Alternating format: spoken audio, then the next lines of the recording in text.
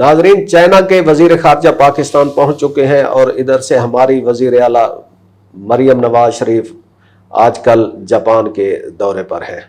Japan اور چین کے درمیان ایک پرانی رائیولری کا رشتہ موجود ہے جس کا ہم سے کوئی لینا دینا نہیں ہے۔ ہم نے اپنی سفارتکاری کرنی ہے، چائنا نے اپنی سفارتکاری کرنی ہے۔ آج کے اس پروگرام میں ہم مریم نواز کے دورہ جاپان کا ایک جائزہ لیتے ہیں۔ پاکستان میں تو فی الحال اس پہ زیادہ اس بات پہ تنقید ہو رہی ہے کہ وفد میں کتنے لوگ گئے اور کتنے تحائف ادھر دیے جا رہے ہیں اور دورے کے اخراجات کتنے ہیں۔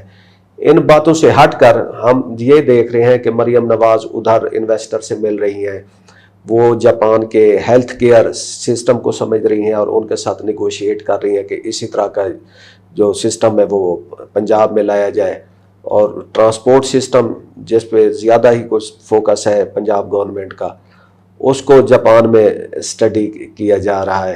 تو ان باتوں پر آج ہم ڈسکس کرتے ہیں۔ ہمارے ساتھ موجود ہیں ڈاکٹر سہیل بدر صاحب۔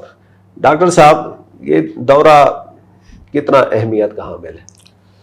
جاپان ایک بہت اہم ملک ہے اور ایک طویل عرصے تک وہ دنیا کی سیکنڈ بگیسٹ اکانومی رہا ہے۔ چند سال پہلے تک امریکہ سب سے بڑی اکانومی تھا، جاپان دوسری بڑی اکانومی تھا، لیکن اب حالیہ سالوں میں چین اور انڈیا کی اکانومی جاپان سے بڑی ہو چکی ہے، تو اب وہ چوتھے نمبر پہ چلا گیا، لیکن ابھی بھی دنیا کی 4 بڑی اکانومیز میں وہ ہے۔ پاکستان اور جاپان کا ایک بہت گہرا تعاون کا اور آپس میں کوآپریشن کی تاریخ ہے، رشتہ ہے اور بہت ہی گہرا ہے۔ جاپان ان ملکوں میں سے ہے جس کا تعاون اگر ہم کمپیریزن کریں دوسرے ممالک سے، مغربی ممالک سے، جس میں یورپ کے ممالک ہیں، برطانیہ ہے، جرمنی، فرانس ہے، یا امریکہ ہے، یا چائنا ہے ایون، تو جاپان کا جو ہمیشہ سے تعاون رہا ہے اور جو کوآپریشن رہی ہے وہ ان کے مقابلے میں زیادہ سنسیریٹی پہ مبنی رہی ہے، زیادہ مددگار رہی ہے۔ انفارچونیٹلی پچھلے 10-20 سال سے پاکستان اور جاپان کا جو ایک ہسٹوریکل کوآپریشن چل رہا تھا شروع میں 50 کی دہائی سے، وہ ذرا کم نظر آتا ہے۔ اس میں میرا خیال ہے کہ کچھ ہم لوگوں کی اس میں کوتاہی زیادہ ہے۔ اب یہ مریم صاحبہ نے، مجھے ایسے لگتا ہے جیسے کہ ایک ریوائول کیا ہے پرانے تعلقات جو کہ عشروں پر محیط رہے، اور ہمیں پتہ ہے کہ جائکا ایک جو جاپان کا ادارہ ہے، اس نے پاکستان کے BCO پروجیکٹس کے اوپر مالی تعاون کیا، اور جائکا کی مدد سے بہت سارے سرکاری جو پروجیکٹس ہوتے رہے 60 کی دہائی میں، 70 کی دہائی میں، 80-90 کی دہائی وغیرہ میں۔ تو جاپان بہت اہم ملک ہے۔ دوسری بات یہ ہے کہ دیکھنے میں تو لگتا ہے کہ جاپان اور پنجاب کا کیا جوڑ، ایک ملک ہے، ایک صوبہ ہے، لیکن اس میں انٹرسٹنگ بات یہ ہے کہ پنجاب اور جاپان کی آبادی تقریباً برابر ہے۔ 11-12 کروڑ جو ہے جاپان کی آبادی ہے، 11-12 کروڑ جو ہے پنجاب کی آبادی ہے، اور اگر پنجاب جو ہے وہ صوبہ نہ ہوتا، ملک ہوتا، تو جاپان کے برابر کا ملک ہوتا۔ لیکن بہرحال it's a good beginning. I appreciate کہ she took a step and she went their.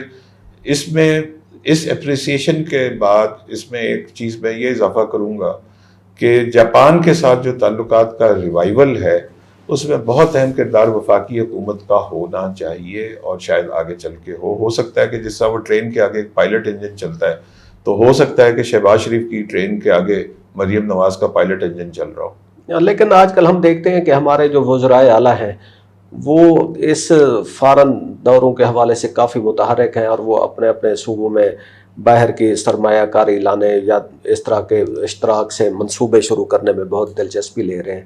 جیسا کہ مراد علی شاہ نے کافی عرب ممالک گلف کے دورے کیے ہیں، اور وہ ادھر گیس ایکسپلوریشن اور دوسرے اس طرح کے اس میں پروجیکٹس میں ان کے کوآپریشن کے لیے۔ اسی طرح خیبر پختونخوا کے جو وزیر اعلیٰ ہیں انہوں نے بھی فارن ٹور کیے ہیں۔ تو مریم نواز پہلے چائنا بھی گئی تھیں، آپ کو یاد ہوگا، تو ادھر سے بھی انہوں نے کافی سارے جو MOUs ہیں وہ سائن کیے ہیں۔ خیر، چائنا کی تو پاکستان میں بہت ہی زیادہ آلریڈی پریزنس ہے۔ اب جاپان میں مینلی مریم نواز کا کس چیز پہ زیادہ فوکس ہونا چاہیے کہ جس سے ہم بینیفٹ زیادہ سے زیادہ لے سکتے ہیں؟ اچھا، میرے نزدیک یہ ساری جو یہ ٹاپک ہے، میرے نزدیک اس کا گائیڈنگ پرنسپل جو ہے وہ 18ویں ترمیم کو ہمیں بنانا چاہیے۔ وہ اس لیے بنانا چاہیے کہ 18ویں ترمیم کے بعد بہت سارے کچھ چیزیں ایسی تھیں جو وفاق سے صوبوں کو چلی گئی، جن میں تعلیم ہے اور جس میں ہیلتھ ہے. تقریباً ہر شے چلی گئی سوائے میرے خیال میں کچھ ٹیکس کلیکشن ہے یا فارن پالیسی. 2010 کے بعد جب یہ 18ویں ترمیم آئی، اس بات کو 15 سال گزر گئے، تو میرے حساب سے صوبوں کو متحرک ہو جانا چاہیے ان شعبوں میں جو کہ صوبوں کے پاس آ گئے ہیں. ہیلتھ ہے، ایجوکیشن ہے، ایگریکلچر ہے اور ٹرانسپورٹ ہے.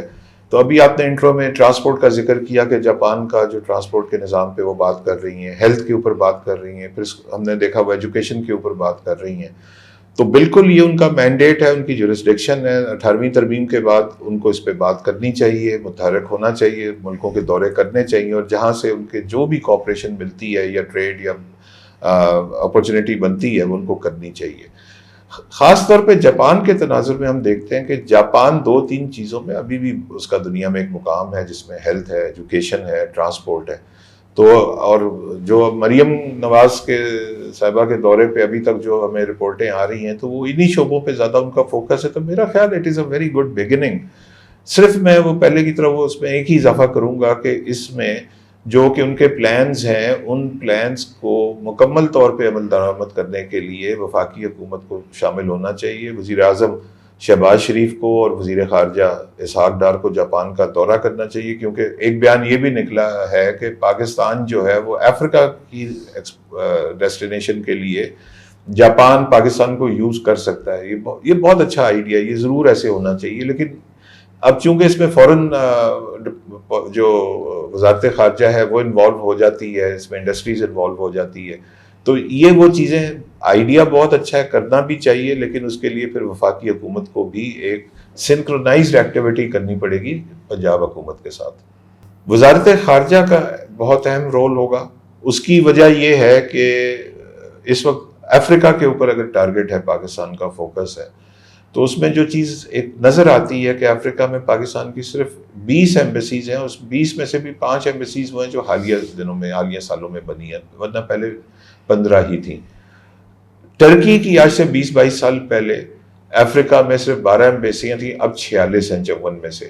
تو یہ سارا چیز ہو سکتی ہے، پاسبل ہے، لیکن اس کے لیے اگر اسحاق ڈار صاحب بھی اتنے ہی ایکٹیو ہو جائیں جتنی مریم صاحبہ ایکٹیو. آپ نے بات کی کہ جاپان کو افریقہ تک پہنچنے کے لیے درمیان میں پاکستان ایک ایز اے ٹرانزٹ اسٹاپ کے طور پہ آپ کہہ رہے ہیں کہ اب اس معاملے میں میری ایک دفعہ بات ہو رہی تھی کہ یہ جو نیول ڈپارٹمنٹ ہے ان کی، تو انہوں نے کہا کہ ہماری جو پورٹس ہیں وہ تو بالکل ہی تقریباً ایسے ہی بیکار خالی پڑی رہتی ہیں. تو وہ اور جو گلف کی پورٹس ہیں وہ کیپیسٹی سے زیادہ ان کے پاس وہ آ جاتا ہے، مال آ جاتا ہے. تو ہم گلف سے بات کر رہے ہیں کہ وہ اپنا جو کنٹینر اور وہ شپس ہیں وہ ادھر ڈائیورٹ کر دیں کہ ادھر ایز اسٹوریج جب ایک فردر ٹائم بھی ہے ادھر اس کے لیے اسٹاپ گیپ کے لیے ہے. تو شاید آپ کا اشارہ جاپان کا بھی یہی تھا کہ افریقہ تک وہ کرنے کے لیے کہ ادھر سے. دیکھیں اس میں 2-3 پرابلمس تو بہرحال ہیں جن کے ہم نے کوئی حل نکالنا ہے. ایک تو کاسٹ آف پروڈکشن پاکستان میں بہت زیادہ ہے کیونکہ کاسٹ آف انرجی زیادہ ہے. دوسری بات یہ ہے کہ جو پاکستان کی مین اسٹرینتھ ہے وہ ٹیکسٹائل انڈسٹری میں. پہلے پاکستان کاٹن جو ہے وہ خود کفیل تھا کاٹن میں، اب پاکستان کو کاٹن جو ہے امپورٹ کر کے تو آگے کرنا ہے. تو جاپان بھی پاکستان میں یہ دیکھے گا کہ جب اس نے پاکستان میں کچھ کرنی ایکٹیویٹی کرنی ہوگی تو وہ دیکھے گا کہ کاٹن کی کیا پوزیشن ہے. اچھا کاٹن تو یہ خود امپورٹ کر رہے ہیں. انرجی کی کیا پوزیشن ہے، باقی جو ہمارے کچھ کمپیٹیٹرز ہیں ان کے ساتھ ہماری کاسٹ آف انرجی جو ہے 3-4 گنا زیادہ ہے. تو یہ وہ رکاوٹیں ہیں جن کو عبور کیے بغیر یہ خواب جو ہے شاید پورا نہ ہو سکے. اور سب سے بڑی جو ایک اور بات ہے جس میں انڈیا بھی لیک کرتا ہے، حالانکہ اتنی بڑی وہ اکانومی اور اتنی بڑی اس کی $800 ارب کی ایکسپورٹس ہیں، کہ انڈیا میں کی طرف پاکستان میں بھی جو سپلائی چینز ہیں وہ اس طرح سے ڈیولپ نہیں ہے. تو اس کے لیے جاپان کے پاس بہت اچھی آپشن ویتنام اور انڈونیشیا کی ہیں، ان کی سپلائی چینز بہت ڈیولپڈ ہیں اور وہاں پہ کاسٹ آف پروڈکشن بھی کم ہے. تو ہمارے آئیڈیاز یہ ٹھیک ہیں، ڈائریکشن یہ ٹھیک ہے، لیکن اس کے لیے ان رکاوٹوں کو عبور کرنا ضروری ہوگا جو کہ اس وقت پاکستان کو درپیش ہیں. تو انویسٹمنٹ لانے کی بات کر رہی ہیں مریم نواز. اب انویسٹمنٹ کے لیے ایک پورا ایکو سسٹم چاہیے ہوتا ہے. آلریڈی ہم پاکستان میں دیکھیں تو ادھر جتنے مثال لے لیں جو وہیکل اسمبلنگ پلانٹس ہیں تو وہ ان کی انوینٹری کے کافی ایشوز چل رہے ہیں، اور میرے خیال میں ایک دو سوزوکی کا ہم سن رہے ہیں انہوں نے کچھ پلانٹس بند کیے یا پروڈکشن کچھ مہینوں میں انہوں نے زیرو کر دی تھی کہ آگے جب آپ کی سیل ہی نہیں ہے، آپ کی مارکیٹ ہی وہ نہیں کر رہی آپ کے ساتھ کوآپریٹ. اب مریم نواز ایٹ بیسٹ کیا کریں گی جاپان جا کے؟ ہم جو سن رہے ہیں کہ جی وہ ہاسپٹلس کے لیے نئی مشینری لے آئیں گی اور ٹرانسپورٹ کے لیے کچھ اس طرح کی بسز آ جائیں گی، ٹرین آ جائے گی، تو وہ ہم ان سے مشینری لے لیتے ہیں، کوئی اوور آل جو میوچل ایک انویسٹمنٹ کا ماحول ہوتا ہے وہ نہیں بن پا رہا، یا ادھر انویسٹمنٹ لانے کا جو ایشو ہے وہ اسی طرح برقرار ہے. دیکھیں پاکستان اور جاپان کا جو پچھلے 30-40 سال میں ہم نے دیکھا، اس میں پاکستان کی کوتاہیاں اپنی جگہ پہ ہوں گی، بالکل ہوں گی، ہمارے بہت سارے پرابلمس رہے ہوں گے، لیکن اس میں جاپان کی طرف سے بھی پرابلمس رہیں. 80 کی دہائی میں جب یہاں پاکستان میں آٹو موبائل کے پلانٹس لگنے شروع ہوئے، مینوفیکچرنگ کے سوزوکی نے لگایا، پھر 90 کی دہائی میں ٹویوٹا اور ہونڈا نے لگائے اور دوسرے لگے، تو ان پلانٹوں کے لگتے وقت یہ چیز انڈرسٹینڈنگ میں اور معاہدوں میں شامل تھی کہ ٹرانسفر آف ٹیکنالوجی ہوگی، اور اتنے عرصے میں ان کی ٹیکنالوجی جب ٹرانسفر ہو جائے گی تو وہ چیزیں یہاں پر بنیں گی. انفارچونیٹلی وہ اسمبلنگ پلانٹ ہی رہے آج تک، اور ٹیکنالوجی ٹرانسفر نہیں ہوئی. اس میں جس طرح تالی ایک ہاتھ سے نہیں بجتی، جتنا پاکستان کا قصور ہے، اس سے زیادہ قصور جاپان کا ہے کہ انہوں نے پاکستان میں وہ ٹیکنالوجی ابھی تک کیوں نہیں ٹرانسفر کی. ان کے جو بھی ریزرویشنز رہی ہوں گی مجھے نہیں پتا، شاید وہ پاکستان کی ٹرانسپیرنسی، اچھا جاپان ایک ایسا ملک ہے دنیا کے تمام ملکوں میں جو ٹرانسپیرنسی کے معاملے میں بہت زیادہ سینسٹیو ہے. تو جب بھی پاکستان کے ایک کوئی بھی کہہ دیتا ہے، ہمارے حکمران تک یہ بات کر دیتے ہیں، وزیر اعظم تک یہ بات کر دیتے ہیں، اور انٹرنیشنل فورمز پہ کھڑے ہو کے پاکستان کی کرپشن کا جب ذکر کرتے ہیں، تو اگر ایک انٹرنیشنل فورم پہ کرپشن کا ذکر ہوگا تو سب سے پہلے جو وہاں سے دوڑے گا نا، بھاگ جائے گا، وہ جاپانی ہوگا. They are extra sensitive for transparency. تو یہ ایشوز ہیں. شاید اب مجھے اس کا نہیں پتا کہ جاپانیوں نے اپنا وہ اس طرح سے وعدہ کیوں نہیں پورا کیا، لیکن پریکٹیکلی سچویشن یہ ہے کہ اگر پاکستان نے صرف ایک اسمبلنگ کنٹری ہی رہنا ہے اور جاپان والے یہاں پہ اسمبلنگ کریں تو پھر سوری، پھر جاپان کی گاڑیوں کی اسمبلنگ نہیں ہوگی، پھر چین کی گاڑیوں کی اسمبلنگ ہی ہوگی. دونوں کی پرائس میں بہت فرق ہے. دیکھیے اسمبلنگ سے شاید آگے وہ اس لیے نہیں بڑھ سکے مینوفیکچرنگ تک کہ وہ کچھ ان کو مارکیٹ سچویشن ایسی سازگار نہ لگ رہی ہو. چلیں اب ہم دوبارہ آتے ہیں مریم نواز کے دورے پہ. آپ کے خیال میں مریم نواز کو جاپان میں کن لوگوں کو ساتھ لے جانا چاہیے تھا، یا کن شعبوں کے لوگوں کو ساتھ لے جانا چاہیے؟ دیکھیے ہسٹوریکلی دیکھا جائے نا تو 2-3 چیزیں ہیں. دیکھیں جاپان ہمیشہ سے ایک بڑی انڈسٹریل جائنٹ رہا ہے، تو میرا خیال ہے کہ ان کے وفد میں وہ لوگ شامل ہونا چاہیے جن کا تعلق انڈسٹری سے ہے. پھر جاپان ہمیشہ سے بہت کوآپریٹو رہا ہے ہیلتھ میں اور ایجوکیشن میں، تو ان کے دورے میں ہیلتھ، ایجوکیشن، ایگریکلچر، پھر یہ تمام وہ شعبے بھی ہیں جو صوبوں کو منتقل ہو گئے 18ویں ترمیم کے بعد. اور ابھی تک جو ایک چیز اس میں ایڈ ہونی چاہیے وہ وفاق کی انوالومنٹ ہے. اس کی وجہ خاص 2 وجہ ہیں. ایک وجہ اس کی یہ ہے کہ آپریشن سندور کے بعد ایک دنیا میں جو نیا ایک شفٹ آیا ہے، تو کوآڈ کا جو معاہدہ ہے وہ کمزور ہو چکا ہے. کوآڈ ایک 4 ملکی معاہدہ تھا جن کی آپس میں کوآپریشن اور سارا کچھ تھا، جس میں بھارت کے ساتھ انڈیا، جاپان، آسٹریلیا اور یو ایس اے تھے.